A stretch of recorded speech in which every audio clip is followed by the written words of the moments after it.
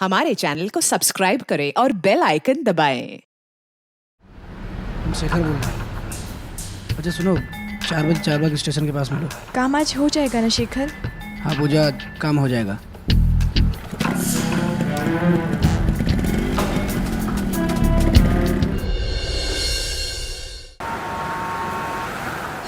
पूजा एक लड़के के साथ नौकरी की तलाश में निकली थी और रात 11 बजे लखनऊ कानपुर हाईवे पर बुरी हालत में पाई गई। लेकिन उसकी ये हालत हुई कैसे? कौन थी पूजा और कौन था शेखर? और आखिर पूजा के साथ हुआ क्या था? क्या हुआ भाई? कौन है ये लड़की? क्या मालूम, इस तरफ से आई थी। लड़की जिंदा है, हालत बहुत खराब है, एम्बुलेंस बुलाओ। अरे ये तो बहुत घायल लग रही है। इसकी हालत देखकर तो लग रहा है कुछ गड़बड़ है। आजकल गुंडे बदमाश बहुत हो गए, पता नहीं क्या हो रहा है। चलो चलो निकलो यहाँ से, चलो। Number you have dialed is switched off. Please try again later. Shekhar कहाँ रह गया? कुछ बता के नहीं गया क्या? माँ जी, तब से लगा रही हूँ, फोन में स्विच ऑफ आ रहा है, बहुत घबराहट हो रही है। आपके द्वारा डायल किया हुआ नंबर अभी बंद है।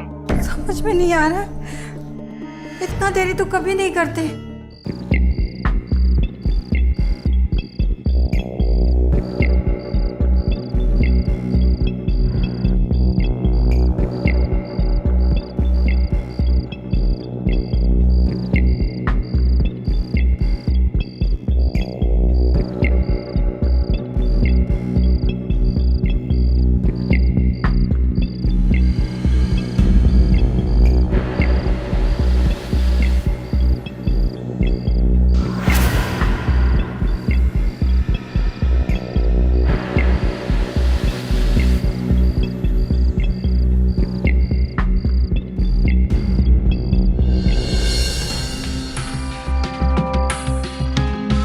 सर, लड़की का नाम पूजा है।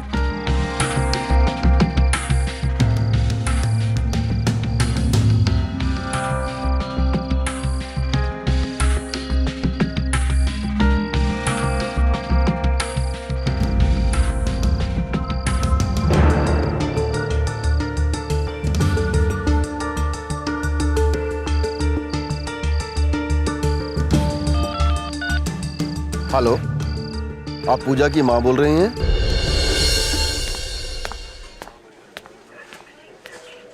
साहब, हमारी पूजा का क्या हुआ है? आप कुछ बतावत काहे नहीं है? इसे पहचानती हैं? ये मोबाइल तो हमारी पूजा का है। ये चप्पल, पूजा, ये दुपट्टा, ये पर्स में पूजा का। और ये चश्मा। साहब, ये चश्मा हमका नहीं पता। साहब, हमरे पूजा का क्या हुआ है? आप शेखर को जानती हैं? नहीं साहब, शेखर का हमका नहीं पता। साहब, आप कुछ छुपावत हो, बता हमरे बिटिया का क्या हुआ है? सर, लड़की के साथ रेप हुआ है और मुझे ऐसा लगता है कि गैंगरेप का मामला है। बहुत जख्मी हालत में है, बेसिक ट्रीटमेंट हमने कर दिया है।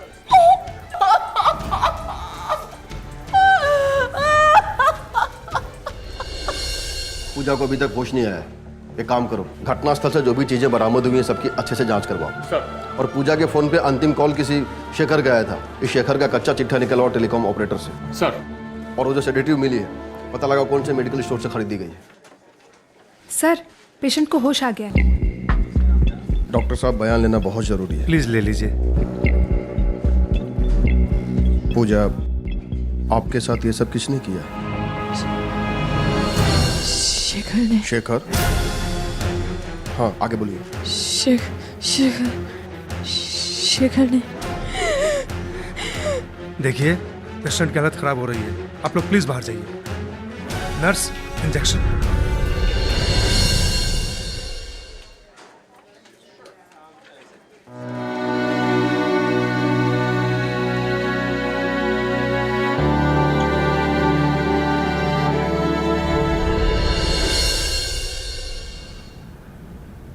माँ जी, वो अभी तक घर नहीं आए हैं, पूरी रात बीत गई। लगता है पुलिस की मदद लेनी पड़ेगी। शेखर कहाँ है? हम तो खुद ही थाने आने वाले थे कंप्लेन लिखवाने, वो कल से घर ही नहीं आए हैं। देखिए हमारे साथ कोई खेल मत खेलिए, फटाफट बताइए शेखर कहाँ है? अरे आप ऐसे काहे बोल रहे हैं? क्या किया हमने बेटा ने? आपके शेखर ने रेप किया है। आप लोगों को कोई गलत फहमी हुई है इंस्पेक्टर साहब, वो ये सब नहीं कर सकते। हमें कोई गलत फहमी नहीं हुई मैडम, पूजा ने खुद बयान दिया है कि ये सब उसके साथ शेखर ने किया है। आप उसका फोटो ले आइए।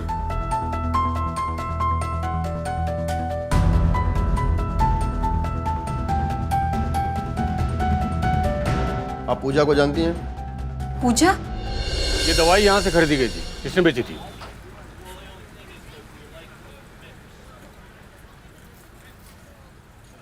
सर ये किसी पूजा शर्मा ने ली थी।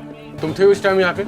सर उस वक्त तो बबलू और शेखर थे। सर मैं तो 3:30 बजे आया क्योंकि शेखर ने हाफ डे लिया हुआ था उस दिन। अभी कहाँ है शेखर? सर आज तो नहीं आया वो। ये नंबर देखो, ये है उसका नंबर। हाँ नंबर तो उसी का है। क्या हुआ सर? वो आए तो इन्फॉर्म करो। Okay sir. तुम यहाँ सिविल ड्रेस में तैनात रहना, नजर रखना, और तुम सर को इन्फॉर्म करो। ये है पूजा, ध्यान से देखिए।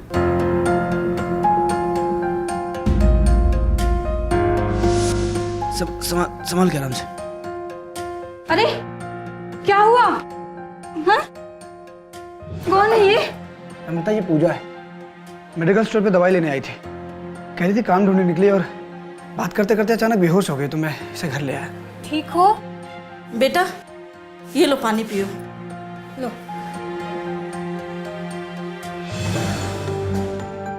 क्या हुआ बिटिया? इतनी परेशान काहे दिख रही हो? सवेरे से काम की तलाश में घूम रहे हैं यहाँ से वहाँ, धूप में बिना कुछ खाए पिए। चक्कर सा आ गया हमको। अब आप ही बताइए इंस्पेक्टर साहब, जो लड़की खुद ही बेहोश होकर गिरी पड़ रही थी, उसकी मदद के लिए हमारे पति काम धाम छोड़कर को यहाँ लिया है। वो उसके साथ ऐसा कर सकते हैं? अगर उनके मन में कोनो खोट होता तो हमारे पास पूजा को लेकर काहे आते? हर पत्नी अपने पति के बारे में ऐसा ही सोचती है, लेकिन गुनहगार तो हमारे आपके बीच में से ही कोई निकल के आता है ना। ये आपके पति का है? हाँ लेकिन इंस्पेक्टर साहब वो एक पारिवारिक आदमी है, वो कोनो गलत काम कर ही नहीं सकते। बस वो एक बार हमारे हाथ लग जाए, क्या सही है क्या गलत है सब पता चल जाएगा। आप केवल इतना बताइए, कल वो 3:30 बजे अपना शॉप से निकला बाइक पे, आपको बताया? नहीं। मतलब उसने आपसे ये बात छुपाई? क्या इसके पहले भी कभी उसने हाफ डे लिया है आपको बताए बिना? ऐसा तो कभी नहीं हुआ, हम खुद ही उनका फोन लगा रहे हैं संजय से, स्विच ऑफ बता रहा है। हम भी ट्राई कर रहे हैं, स्विच ऑफ है। अगर उसने कुछ किया ही नहीं है तो अंडरग्राउंड क्यों है? उसके बाइक का नंबर दीजिए। मुझे समझ में ये नहीं आ रहा है कि शेखर को जब पूजा के साथ ये कांड करना था तो उसने पूजा को अपने घर वालों से क्यों मिलवाया? कहीं ऐसा करके वो पूजा का भरोसा तो नहीं जीतना चाह रहा था? सर ये भी तो हो सकता है कि पहले उसने ऐसा ना सोचा हो, बाद में उसकी नीयत में खोट आ गई और उसने मौके का फायदा उठा लिया। ये भी हो सकता है। फिलहाल एक काम करो, एक सादे कपड़े में कांस्टेबल घर के बाहर तैनात करो, मुझे पल पल की खबर चाहिए। Yes sir.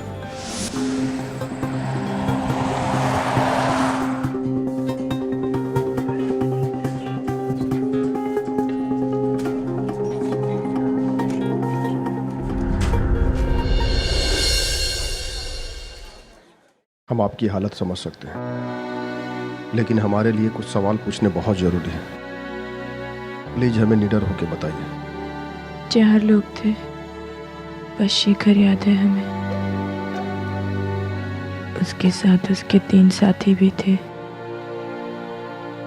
उनका चेहरा हमको याद नहीं। हमें नशे की दवाई पिला दी गई थी, फिर चारों ने बारी बारी हमारे साथ बलात्कार किया। जब हमने विरोध किया तो बुरी तरह मारा और पीटा। शेखर को आप कैसे जानती हैं? 4 महीने पहले हमारी मुलाकात हुई थी शेखर से। उनके मेडिकल स्टोर पे हमारी नौकरी छूट गई थी, बहुत किल्लत हो गई थी पैसों की। छोटे भाई बहन के स्कूल की फीस के पैसे नहीं थे, माँ की तबीयत खराब रहती थी। हम दवाई लेने अक्सर उनके मेडिकल स्टोर जाया करते थे। एक दिन पैसे कम पड़ गए, दवाई लेना भी जरूरी था। शेखर ने कहा दवाइयाँ ले जाओ, पैसे बाद में दे देना। अब नौकरी तो थी ही नहीं, कहाँ से लौटाते उनको पैसे। पर शेखर ने कई बार मुफ्त में दवाइयाँ दे दी हमें। इससे इस बात का तो भरोसा हो गया कि वो बहुत ही अच्छे इंसान हैं। और फिर एक दिन। हाँ हेलो पूजा। हाँ शेखर। अच्छा तुमको काम की जरूरत थी ना, तो एक अच्छा काम आया है।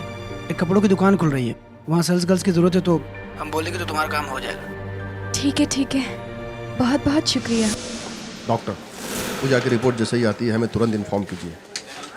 हमें जल्द से जल्द रेपिस्ट को पकड़ना होगा। अपनी इन्वेस्टिगेशन टीम बड़ी करनी होगी। फिलहाल एक काम करो, शेखर के घर पे जाओ, उसकी पत्नी से उसके दोस्तों की डिटेल्स निकलवाओ।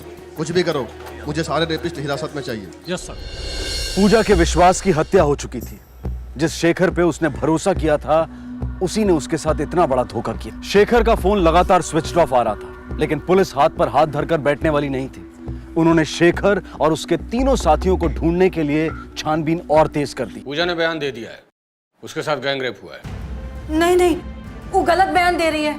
हमारे पति एक जिम्मेदार इंसान है, उनकी संगत बुरी हो ही नहीं सकती। जल्दी ये सब पता चल जाएगा। पहले उनके दोस्तों के नाम और नंबर दीजिए।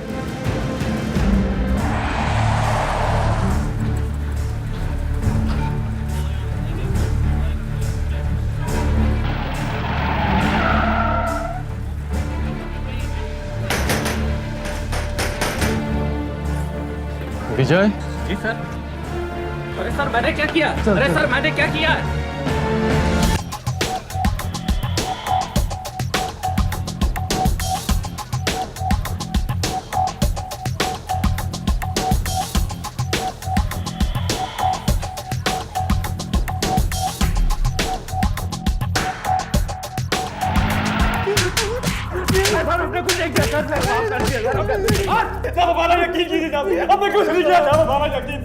साहब हम सच कह रहे हैं, उस रात नहीं थे वहाँ। ऐसे नहीं बकोगे तुम लोग, सच उगलवाना आता है हमें। गुप्ता, इन तीनों के स्पर्म टेस्ट के लिए भिजवाओ। सर।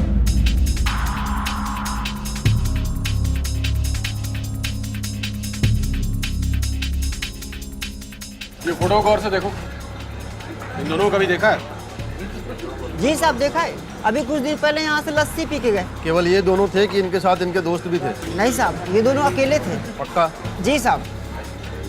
लगता है शेखर ने पूजा के लस्सी में ड्रग यहाँ मिलाया और उसके बाकी दोस्तों ने वहाँ वारदात की जगह पे उसको ज्वाइन किया।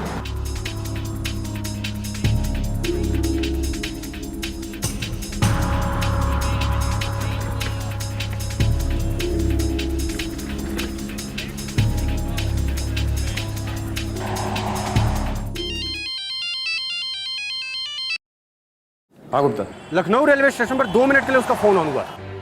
इसके पहले कि वो शहर छोड़ के भाग जाए, धार दो बचो उसको। सर तेज चलाओ।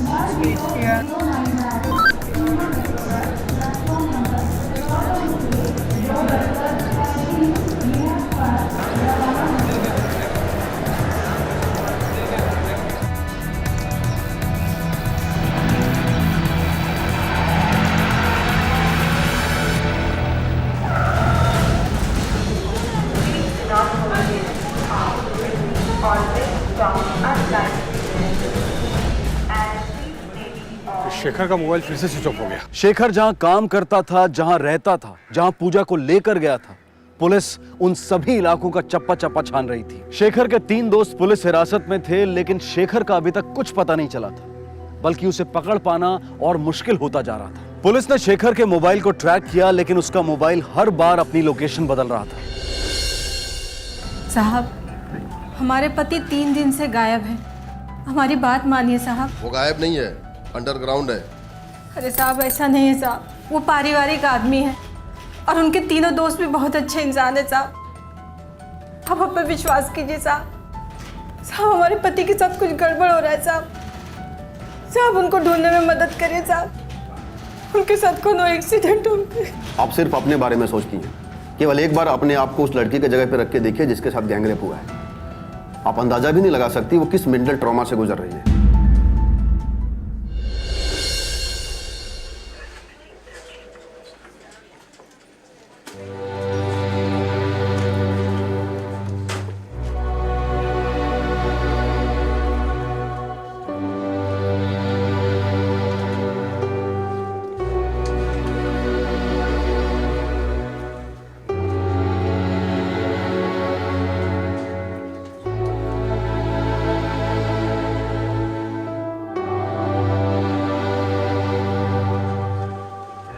नमस्ते। हम शेखर की पत्नी हैं। कहाँ आई हूँ यहाँ? हमारी बिटिया का तमाशा देखने आई हूँ। तुम्हारा पति इंसान नहीं, राक्षस है, राक्षस। देखो हमारी बिटिया का क्या हाल किया है। अरे कैसे रहा था उनके साथ? देखो मेरी बिटिया को, देखो।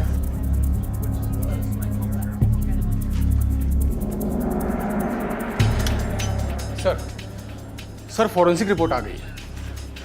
सर पूजा की टेस्ट रिपोर्ट में 4 अलग अलग डीएनए पाए गए हैं और उसमें बहुत ज़्यादा मात्रा में वही ड्रग मिला है सर जिसकी फॉइल हमें मिली थी सेडेटिव की।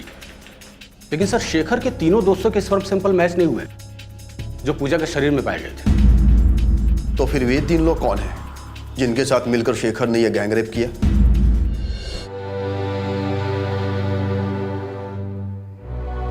अरे बहू, हम मानत हैं वो लड़की के साथ बहुत बुरा हुआ। शेखर को हम पैदा किए हैं, उसका स्वभाव जानत है, वो इतनी घिनौनी हरकत नहीं कर सकत।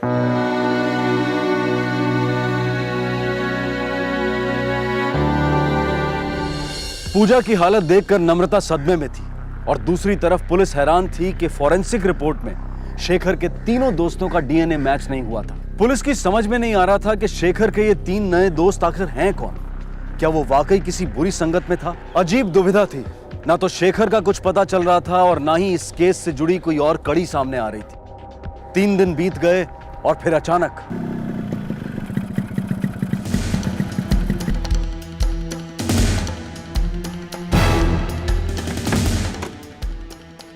शेखर, कहाँ था तू इतने दिन? आप आ गए? कहाँ चले गए थे? 3 दिन से कुछ अता पता नहीं है। यहाँ कितना हंगामा हो गया है। हम कितना परेशान हो गए थे। कहाँ गायब थे? और फोन का स्विच ऑफ था। अरे फोन तो हमारे पास ही था। अरे कहाँ लगा? अरे उसने कुछ नहीं किया। अरे कुछ नहीं किया। कहाँ लेके जा रहे हो?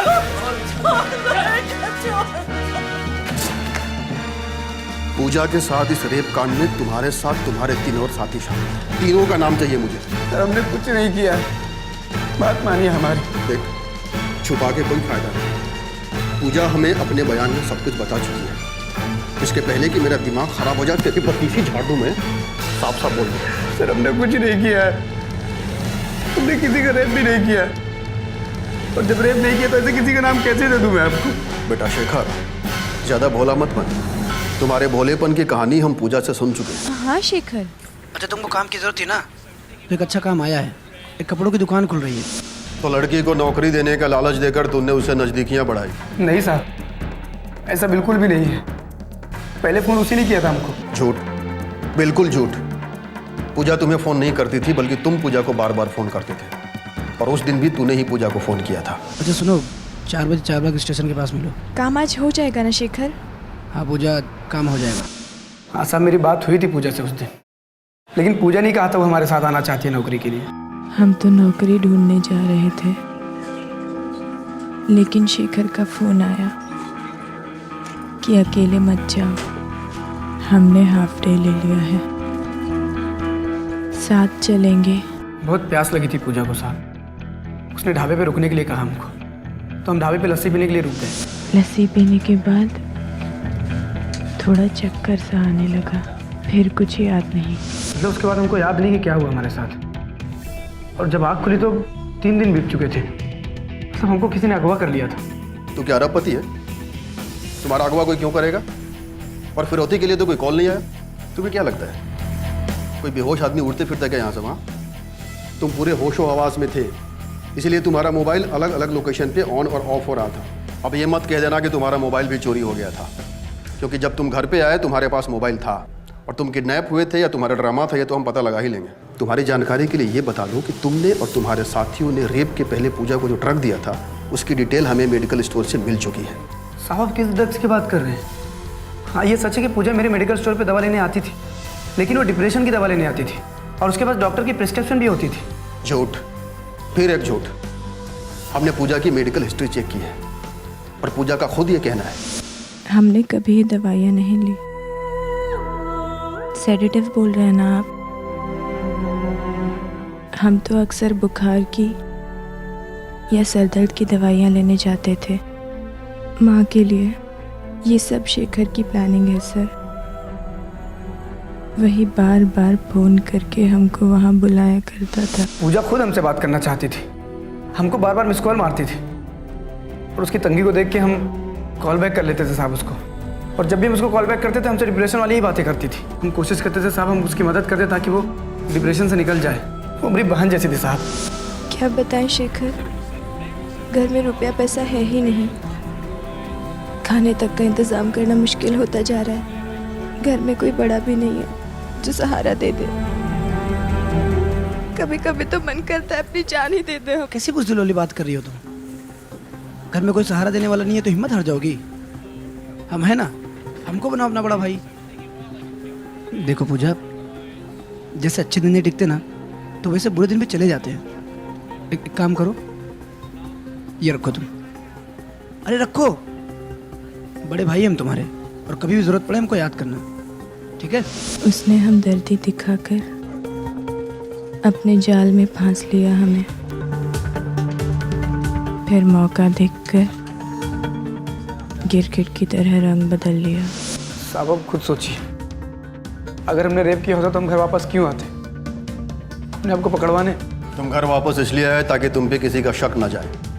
बड़े ही शातिर आदमी हो तुम, और 3 दिन तक तुम छुपे हुए रहे ताकि तुम एक्सक्यूजेज जमा कर सको। कोई फायदा नहीं होगा।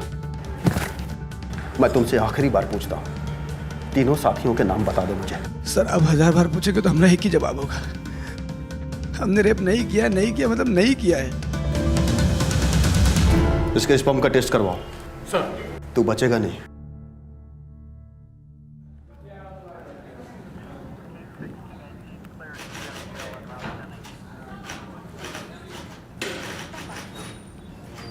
ये क्या हो गया जी? पुलिस वाले कह रहे हैं कि ये सामूहिक बलात्कार का मामला है, और वो टीवी वाले भी चिल्ला चिल्ला कर यही सब बता रहे हैं। सब झूठ है नम्मो, चाहे पुलिस वाले कुछ भी कहें या ये टीवी वाले कुछ भी कहें, पर हमने कुछ नहीं किया है। हम बेकसूर हैं। वही तो, हम 10 साल से आपके साथ हैं, आंख मूंद कर विश्वास करते हैं। क्या हो गया जी? पूजा को ऐसे नहीं बोलना चाहिए था। हम तो मदद करना चाहते थे उसकी परेशान देखकर। अब कोई हम पे बलात्कार का इल्जाम लगाएगा तो हम मान थोड़ी ना लेंगे, और जब हमने रेप किया ही नहीं है ना तो कुछ भी साबित नहीं हो सकता। हमारा विश्वास करो। सर शेखर की रिपोर्ट आ गई। पूजा की बॉडी में मिले सैंपल से शेखर का सैंपल मैच हो गया सर। चार्जशीट फाइल हुई, केस चला और सारे सबूत शेखर के खिलाफ पेश हुए। पुलिस हैरान हो रही थी कि यह शेखर कैसा इंसान है। सारे सबूत मिलने के बाद भी एक ही रट लगा रहा है कि वो बेकसूर है। शेखर की रिपोर्ट पॉजिटिव आई, लेकिन उसके वो 3 दोस्त जिन्हें गिरफ्तार किया गया था उनकी रिपोर्ट मैच नहीं हुई, और मीडिया के दबाव में पुलिस की मुश्किलें बढ़ती जा रही थी। सर मीडिया ने नाक में दम कर रखा है। लेकिन उनका सवाल भी जायज है गुप्ता। हाँ सर, मेन रेपिस्ट को पकड़ लेने के बाद भी उसके बाकी तीनों साथी तक हम अभी भी नहीं पहुंच पाए। जबकि सर शेखर और पूजा दोनों साथ में उस लस्सी वाले ढाबे पहुंचे थे, दोनों ने साथ में लस्सी पी। यहाँ तक सर दोनों साथ में थे। उसके बाद शेखर पूजा को बाइक पर बिठाकर ऑफ रूट से उस जंगल में लेके गया जहाँ पर पूजा का रेप हुआ। लेकिन सर शेखर का कहना यह है कि लस्सी पीने के बाद उसको चक्कर आया और उसको कुछ याद ही नहीं रहा, और 3 दिन बाद जब उसको होश आया तो उसने खुद को लकड़े कारखाने में पाया। जबकि सर लकड़े का कारखाना तो रेप वाली जगह से बिल्कुल अपोजिट साइड में।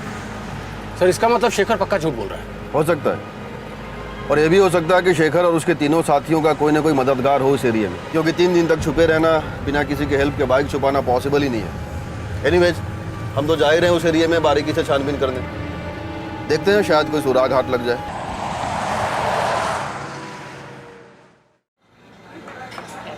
पूजा और शेखर ने लस्सी यहाँ पी थी। यहाँ से हम दोनों 2 डायरेक्शन में जाएंगे। मैं जाऊँगा इधर क्राइम स्पॉट की ओर, और तुम जाओगे इधर, क्योंकि शेखर ने इधर ही खुद को होश में आने के बाद पड़ा हुआ पाया था। ओके सर, तुम दोनों मेरे साथ आओ। चलो।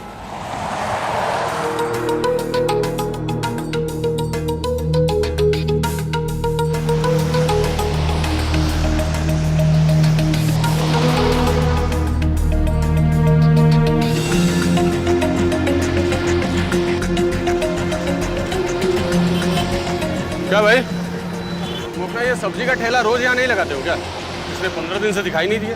साहब बहुत चोट आ गया था, यही मारे 10-15 दिन आए नहीं हम। अच्छा, 15 दिन पहले मंगलवार को कुछ गड़बड़ हुआ था क्या? 3 बदमाश को ढूंढ रहे हैं। गड़बड़? हाँ साहब, बहुत बड़ा गड़बड़ हुआ था। देख नहीं रहे, सब तुड़ा फुड़ा के बैठे हैं, सब पी पाक के गाड़ी चलाते हैं। अब वो सफेद वाली वैन को देख लो, देखी खिड़की टूटी थी, पता नहीं कौन जल्दी में रहे, ठोक के चला गया हमको।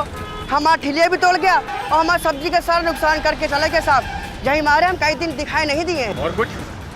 और हाँ साहब, उस सफेद वाली वैन के पीछे चद्दर में कुछ रखा हुआ था। अच्छा, उस गाड़ी का नंबर याद है तुम? साहब, गाड़ी का नंबर प्लेट टूटा हुआ था और आखिरी का 2 नंबर याद है, 8 और 9। सफेद कार, टूटी हुई नंबर प्लेट, बेतहाशा भाग रहे थे, सब्जी वाले के ठेले को उड़ाया। इतनी कहानी तो हमें पता है, तो सिर्फ इतना बता दे तुम्हारे साथ था कौन कौन? साहब आप क्या बात कर रहे हैं? कौन सी गाड़ी, कौन से साथी? सर वो सफेद कार मिल गई है, उसके मालिक का भी पता चल गया है। उसका नाम आकाश है और आकाश ने वो गाड़ी सेकंड हैंड खरीदी थी।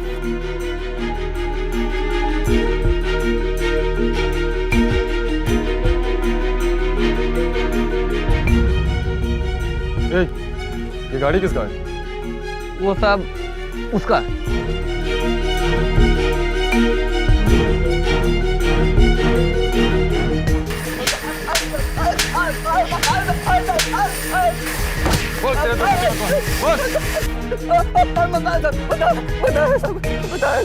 साहब उनका नाम है साहब करण और श्रीकांत साहब, सब 4 भाग में छुपे हैं साहब।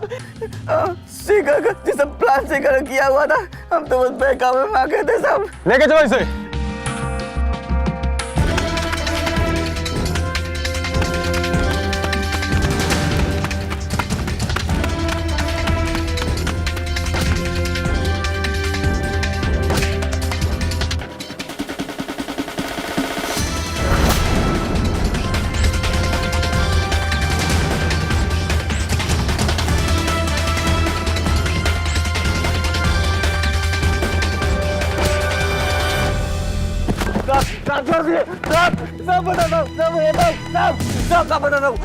साहब ये सब शेखर की प्लानिंग थी साहब, उसी के कहने पे हम लोगों ने किया साहब।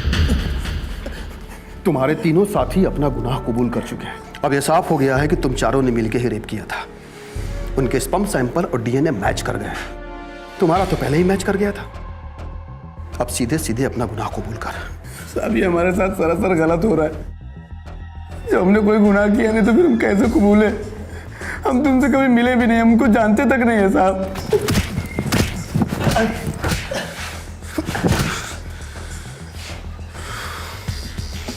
मुझे उन तीनों रेपिस्ट के कॉल रिकॉर्ड चाहिए। सर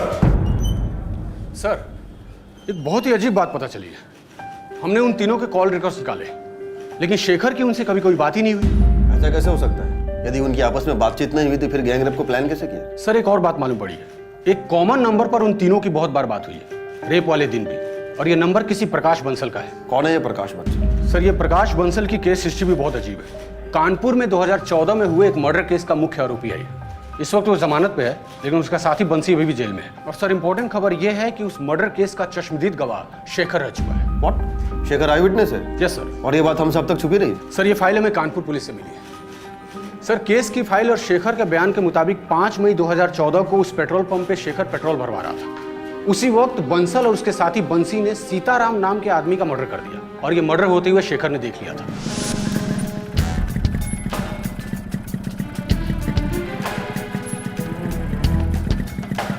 अरे भैया कौन है?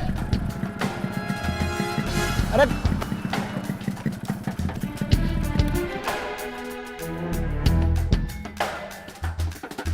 अरे कौन है का?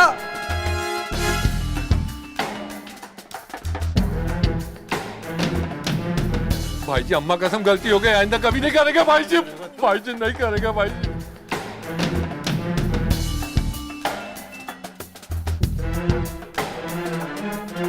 शेखर इस मर्डर का चश्मदीद गवाह बन गया और ये दोनों आरोपी अरेस्ट भी हुए। लेकिन सर बाद में बंसल जमानत पर रिहा हो गया। सर हमने जब बंसल के कॉल रिकॉर्ड्स निकाले तो ये मालूम पड़ा कि बंसल और पूजा पिछले 5 महीने से टच में है। जबकि शेखर और पूजा सर 4 महीने से टच में है। मामला अब समझ में आ रहा है। उन 3 लोगों को जो हमने पकड़ा है ना, चलो उनकी खातिरदारी करते हैं। सर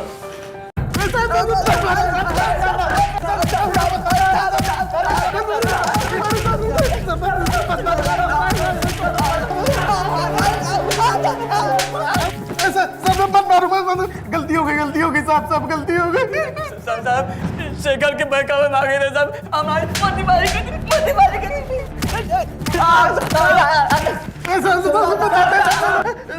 मारिए मत साहब, मारिए उसे, बता दे सब कुछ सब बता दे साहब।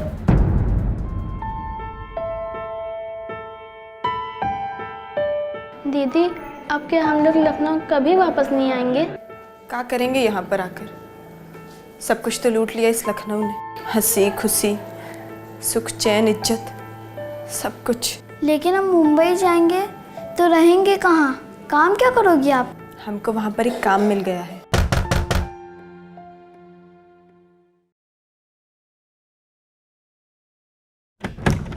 पूजा, केस से रिलेटेड कुछ जानकारी मिली है हमें, आपको हमारे साथ पुलिस स्टेशन चलना होगा। सर हमें यहाँ क्यों बुलाया गया है? बात क्या है? कोई हमें बताता क्यों नहीं?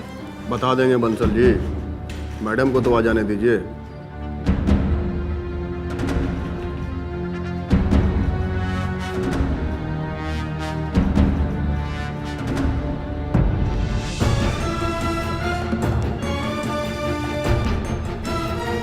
बैठो।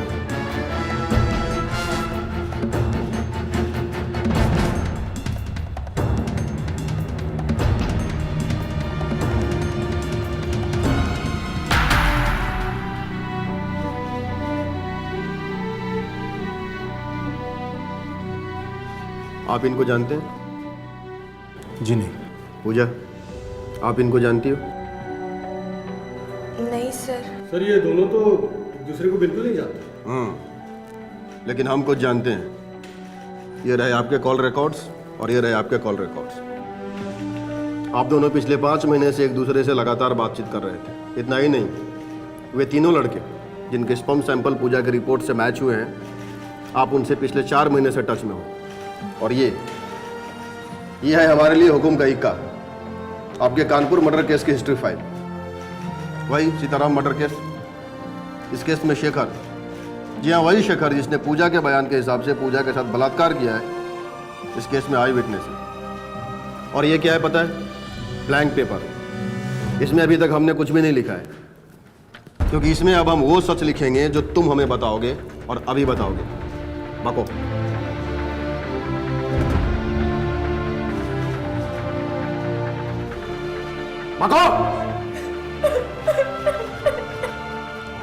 सर हम बहुत परेशान थे, क्या करें कैसे करें कि शेखर हमारे रास्ते से हट जाए। उसके चश्मदीद गवाह होने के चलते हमारा जेल जाना तय था।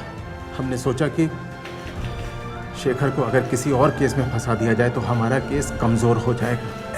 गवाह होने के चलते वो अपराधी साबित होगा।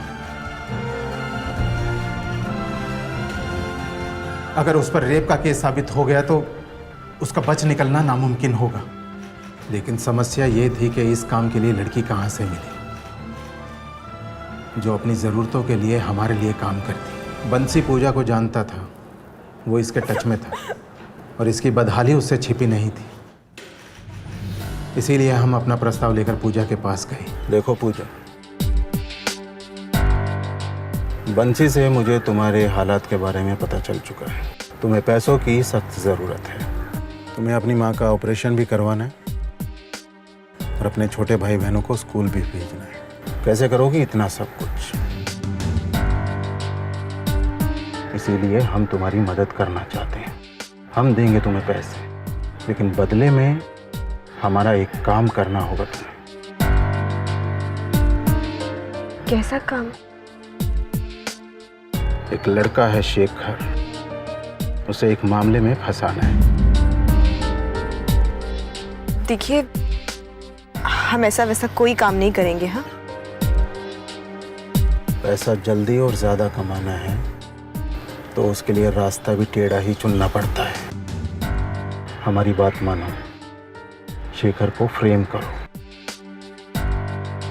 लेकिन कैसे? तुम्हारा रेप होगा। ये कैसी बातें कर रहे हैं आप? सही कह रहे हैं हम। इसके लिए तुम्हें बहुत पैसे मिलेंगे और इसके बाद तुम्हें पुलिस में जाके कहना होगा कि शेखर और उसके दोस्तों ने तुम्हारे साथ रेप किया है। शेखर और उसके दोस्त? मतलब तुम्हारा गैंग रेप होगा। 3 लोग होंगे, वो तुम्हें मारेंगे, पीटेंगे। एकदम असली लगना चाहिए, चोट के निशान भी असली। ये कैसी बातें कर रहे हैं आप? नहीं, हमसे नहीं होगा ये सब। Gang rape? आप ऐसा सोच भी कैसे सकते हैं? इसके तुम्हें 20 लाख रुपए मिलेंगे। शेखर को फंसाने के 5 लाख और 3 बार रेप के अलग अलग 5-5 लाख और हॉस्पिटल का खर्चा अलग मिलेगा। लेकिन गैंग रेप ही क्यों? गैंग रेप इसलिए ताकि ये मामला इतना बड़ा हो जाए कि कोई हमारे केस को इस केस से जोड़कर ही ना देख पाए और ये शेखर नाम का कांटा हमारी जिंदगी से हमेशा हमेशा के लिए निकल जाए। लोग इसकी बात का विश्वास करें।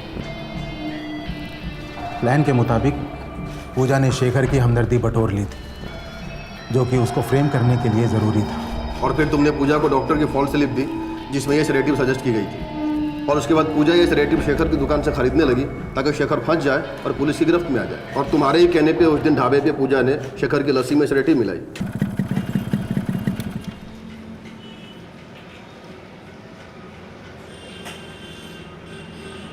भैया 2 लस्सी देना।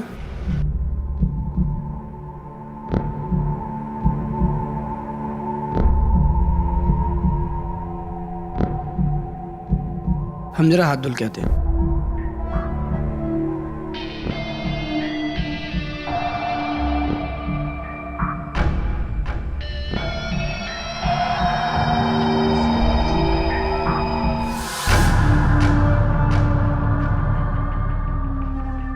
जब शेखर बेहोश हो गया तो हमारे कुछ आदमियों ने उसे एक चादर में लपेटा और सफ़ेद कार में डाल दिया। उसे हम एक सेफ जगह ले गए और हमने 3 दिन उसे वहाँ रखा। हमारे एक आदमी ने उसकी बाइक उठा ली ताकि किसी को कोई सुराग ना मिले, और वो सेडेटिव पूजा को भी दी गई ताकि ये उन लोगों के चेहरे ना पहचान सके जिन्होंने इसके साथ रेप किया था। गैंग रेप के बाद आकाश ने हमें इन्फॉर्म किया। हम हाईवे से सिर्फ इसलिए गुजर रहे थे ताकि हम ये देख सकें कि पूजा को ठीक से अस्पताल पहुंचाया जा रहा है या नहीं, और हमारे आदमियों ने पुलिस को इन्फॉर्म किया था। और हमारे आदमी शेखर का फ़ोन लेकर एक जगह से दूसरी जगह जा रहे थे ताकि पुलिस को डाइवर्ट कर सके। लेकिन एक बात अभी भी क्लियर नहीं हुई, जब शेखर ने कुछ किया ही नहीं तो उसके सैंपल मैच कैसे हो गए? बेल पे बाहर आने के बाद मैं शेखर की हिस्ट्री ज्योग्राफी खंगाल रहा था कि कोई तो ऐसी कमज़ोर कड़ी होगी जिससे मैं उसे ब्लैकमेल कर सकूं। हमें पता चला कि शेखर की पत्नी का IVF ट्रीटमेंट चल रहा है। पहली बार की कोशिश में वो नाकाम रहे और दूसरी बार की कोशिश के लिए वो ट्राई कर रहे थे, और हमने वहाँ के कंपाउंडर को पैसे खिलाए ताकि शेखर का स्पर्म हासिल कर सके। और उसके बाद हमारे 3 आदमियों को हमने पूजा मामले को सेट करने को बोल दिया।